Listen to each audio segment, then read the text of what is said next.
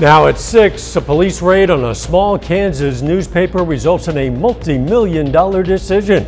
Plus, MSSU rolls out the Patriot Guard riders to honor area veterans, and the Pitt State community comes together to honor its veterans. I'm Kenny Foreman, and I'll have more on that coming up. The 4 states' most watched news starts now. A police raid on a small-town Kansas newspaper that garnered national attention reaches a conclusion in a court of law. This is KOIM News. I'm Dow Quick. Marion County has agreed to pay a little more than $3 million and apologize over the raid on the Marion County Record from 2 years ago.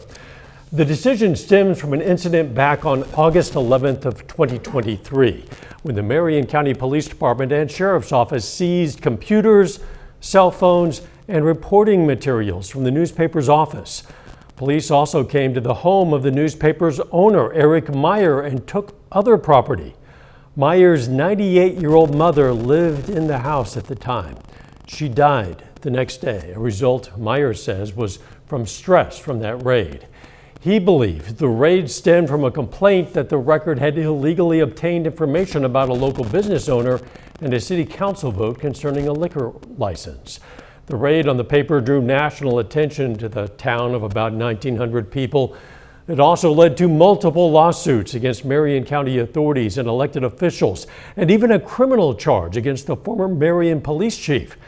Meyer says he hopes the size of the payment is large enough to discourage similar actions against news organizations in the future. An attorney representing the county commission, the sheriff, and his former deputy has yet to comment on the decision. Let's check in with Chief Meteorologist Doug Heading now for a first look at the weather. Yeah, and it actually turned out to be quite a bit warmer outside for us today, 25 to 30 degrees warmer during the afternoon hours, which, hey, we will definitely take. Also very windy for us today, but the winds are starting to calm down. They're going to be at least decently light as we go through the overnight hours. We do have some clouds kind of skirting through Oklahoma into northwest Arkansas. Besides that, pretty calm for us tonight. Chilly, upper 30s to near 40 degrees. Warmer tomorrow. I think most of us 67, 68, maybe 69, 70 degrees once you get through northeastern parts of Oklahoma. So overall, pretty good. Through the evening, 50s, 40s, eventually upper 30s. Later on tonight, 52 in Lamar, 57 in Anderson. Oswego sitting at 51 degrees. We'll look at those warmer temps for you here in a bit.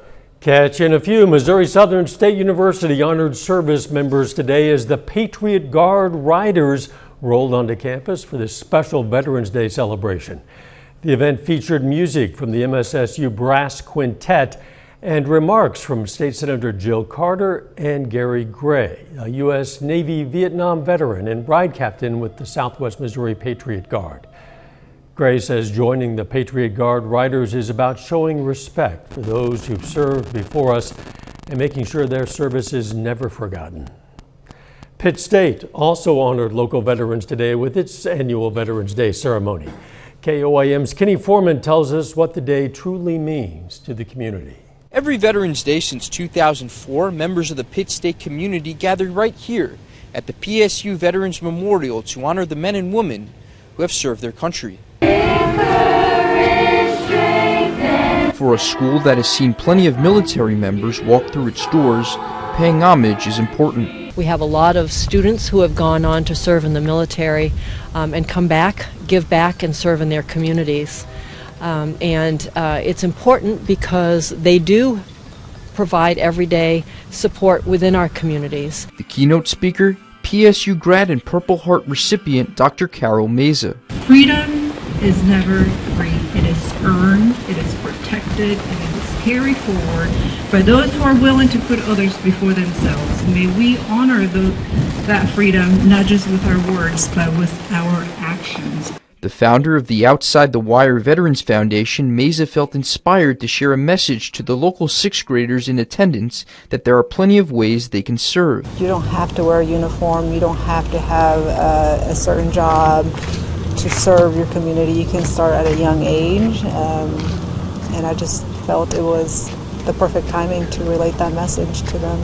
especially because they were our largest population today. And the university hopes the youngsters leave with a better understanding of the foundation of their country. It's very important for us to share those lessons. It's not just something that's contemporary, it is something that we have built upon, our country has built upon over time, and of course we will have the need for the future as well to make sure that our freedoms are maintained. In Pittsburgh, Kenny Foreman, KOAM News. Those interested in adding a name to the memorial paving stones there can contact the PSU Office of Advancement. It's going to be the last football game of the season for the Missouri Southern Lions. Coming up, Sports Director Ryan Blank has a preview of what MSSU hopes will be a high note. But up first, Kansas Governor Laura Kelly sits down with our own Blake Gully to talk about the future of the state budget and a proposal to redistrict the Sunflower State. Kansas Governor Laura Kelly wraps up her state budget tour this week, yesterday stopping in Pittsburgh. She also sat down with KOAM's Blake Gully to discuss the challenges her administration faces as she heads into her final legislative session. Things have really changed in Topeka over the past couple of years, where the legislature has decided to do their own budget and not pay much attention to my budget, which is, I'm statutorily required to present a budget. It's the way it's always been for decades upon decades. And things have started to take a turn for the worse. Governor Kelly says her statewide tour isn't just about the budget, it's about hearing what matters most to Kansans. She says whether it's improving schools, fixing roads and bridges, or addressing water needs out west, people want to know their voices count. This is why the governor says she's rejecting the Republican-led push to realign voting districts. It is inappropriate, perhaps unconstitutional, but definitely the wrong thing to do. It's supposed to be one person, one vote, and that can be determined by knowing where your people are and how many people are there. So doing it, 5 years in between census means you don't have good data. Things change in 5 years, and so it's almost impossible to do it well. Regarding the next governor of Kansas, Kelly says she hasn't really given the future of the Democratic Party a whole lot of thought. Blake Gully, KOAM News. You can hear more from our exclusive interview with the governor from Blake Gully. That's on our website, KOAMnewsnow.com. A little bit later, a big game on the line this weekend for the Gorillas. Ryan's going to have details about the football game. PSU is playing on a soccer pitch in Kansas City. And our big warm-up continues over the next few days. We'll check it out coming up. Well, great Tuesday for us today. Quite a bit warmer than what we did see on Monday. In fact, when we were with our afternoon highs, I think most of us were about 27, 28, 29 degrees warmer than what we were at that time yesterday. And if we go right now, it's 6:13, so compared to 6:13 yesterday, we're still 20 to 25 degrees warmer from last evening. All right, so a few clouds kind of skirting through. It's not a big deal, but yeah, they're going to be shifting through Oklahoma into parts of Arkansas as we go through the rest of the evening hours. Temperature's pretty good. It will be chilly for us tonight. We drop back upper 30s to near 40. Case in Point, 37. Nevada, 39. In Bentonville, Veneta, 38. In Chanute. As we go through the day, quite a bit of sunshine. The winds are going to be a little variable. I think mid 60s by noon. Most of us 67, 68, 69 for afternoon highs. Tomorrow night, not as chilly. We drop back lower 40s. We get some clouds in here kind of streaming across the region. Again, not a big deal. But look at this. We go into the 70s for highs as we go into Thursday. I think most of us mid 70s, which actually sounds pretty good. And then we only drop back mid to upper 50s to kick off your Friday morning. All right, so the winds much lighter now compared to what we had earlier today. They stay fairly light on Wednesday, but look at this on Thursday. They get moving again. They switch out of the south in return. What that means for you is, well, one, it's going to be windy, but two, that warms our temperatures up, and the wind gusts stay kind of up there even as we go into Friday as well. 40 to start, 66 by noon, high temp 67 or 8. On your Wednesday, a great shot of our Cornell Arts and Entertainment Complex tower cam. We are looking in downtown Joplin. Through the evening, 50s, 40s, eventually upper 30s. Later on tonight, it's 50 in Stockton. Cassville still 61. Oswego sitting at 51. 49, a little bit cooler in Parsons. Now the temperatures, they're going to continue to warm up a little bit each and every day. In fact, look at this, by Friday, 75, 76 degrees, and then upper 70s to near 80 as we go into Saturday afternoon. So the weekend is going to be fantastic, partly sunny. It's going to be warm again on Sunday. We do have a weak wave. This is going to be Sunday night into Monday. May get some showers, kind of developing as it pushes east. Very typical La Nina pattern for us. And then on the back side, we'll cool down a little bit by next Tuesday into Wednesday. But here we go again, a much stronger system and a much wetter system getting in here next Wednesday and Thursday, which is going to be nice to see. The reason we're warming up, a ridge of high pressure right across the Central Plains. And then you can see our weak little wave that kicks out as we go into late Sunday and Monday. 67 on your Wednesday, 72 Thursday, 75 Friday, near 80 Saturday, mid 70s Sunday, cooling down next week with those random chances for showers to kick off your Monday. Kind of another nice touch of fall, but we have to eventually dive into winter. Looks pretty good. Thanks, Todd. Hey, a reminder, beginning tomorrow, Joplin's Ewart Park is going to be closed for renovations. We've told you the $10 million makeover will bring several major upgrades, including a new splash park, playground, and an ice skating rink during the winter months.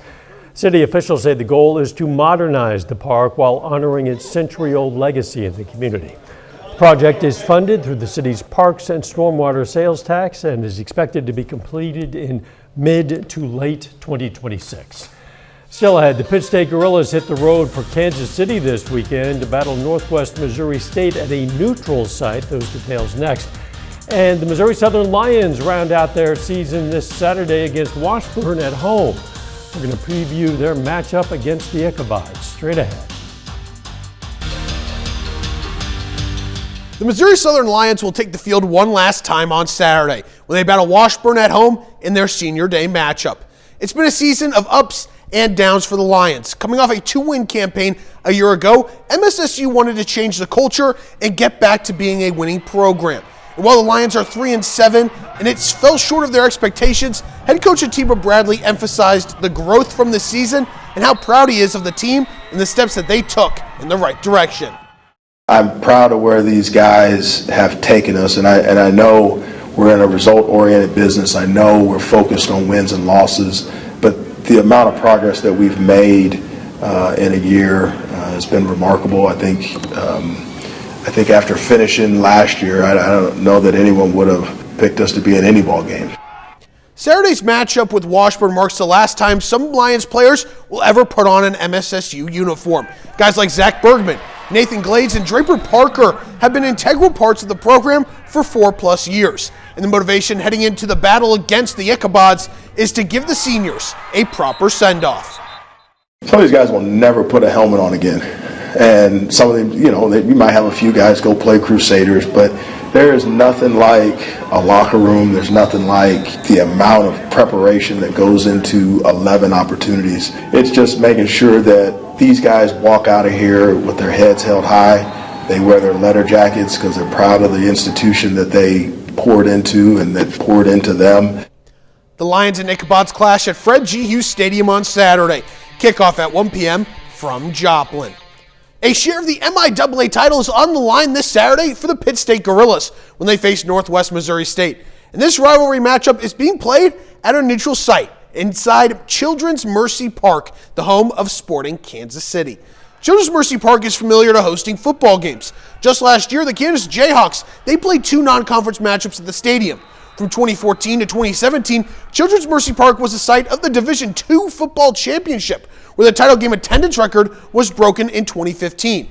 And this historic rivalry is known to play on the big stage, as 13 of their matchups have been played at Arrowhead Stadium. Talking with the Sporting KC Senior Director of Events, Alicia Lawson, she expressed the organization's excitement for this week. We are very excited to do this. Last year we hosted KU football. The energy in the stadium is always really great at Children's Mercy Park, but with football and marching bands and cheerleaders, it is a really, really exciting environment to be in out there. And we are just so excited to have this historic matchup back at Children's Mercy Park. Sporting hopes that this isn't a one-year deal. The organization wants the Pitt State-Northwest Missouri State rivalry matchup to become a yearly tradition at Children's Mercy Park, with fans packing the stadium to see two of the most decorated programs in Division II football history. It's really special to us. We were really, really honored and excited to be able to bring them back here. We hope it's going to come back next year as well. We hope it's a long-standing relationship, and we think that Children's Mercy Park provides just the ultimate guest experience, and fans can expect to have a really fun, exciting, loud time. Saturday is the 58th meeting between the Gorillas and Bearcats kickoff at 1:30 from Kansas City. Exciting matchup, a lot on the line. The Gorillas started 0-2. They're 8-2 now, 8 straight wins, but their opponent has won 9 straight. Both the Gorillas and the Bearcats have a long winning tradition that goes back generations, and they've had a lot of matchups that have been historic over the years. Looking forward to another one on Saturday. It's going to be fun, especially in a new environment. Yeah, a lot of fans will be excited to check it out. Yep. We'll be right back. Here's a look at what's coming up on KOAM News at 9 on Fox 14 tonight. A $4.5 million dream becomes a reality as Frontenac opens its first public library. Plus, Kansas Senator Roger Marshall talks about plans for a potential health care fix. And tired of tossing and turning? Well, new research shows how much daily exercise you need for quality rest. Those stories, a lot more, of course, it's coming up tonight. KOAM News at 9 on Fox 14.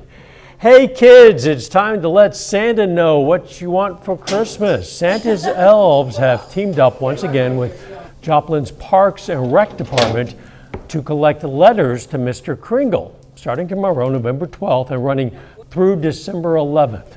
One park official says she loves the kids' approach to writing such important letters. I just enjoy seeing their face and not the imagination, but like their dreams coming to fruition, telling Santa like what they want, what they've always wanted. I think that's really cute and sweet. Kids can drop off their letters at 3 locations: the Joplin Parks and Recreation Office on 1st Street, Academy Sports on Rangeline, and Joplin History and Mineral Museum on Schifferdecker. Get those letters to Santa. Yeah, Get a response. I need to write a letter. Santa hasn't come in like 35 to 40 years to my house. There's a reason for that. He makes a list. Makes 2 of them actually naughty and nice. I haven't gotten coal though. Yeah, but well, maybe you're kind of in that purgatory list, yeah. I guess.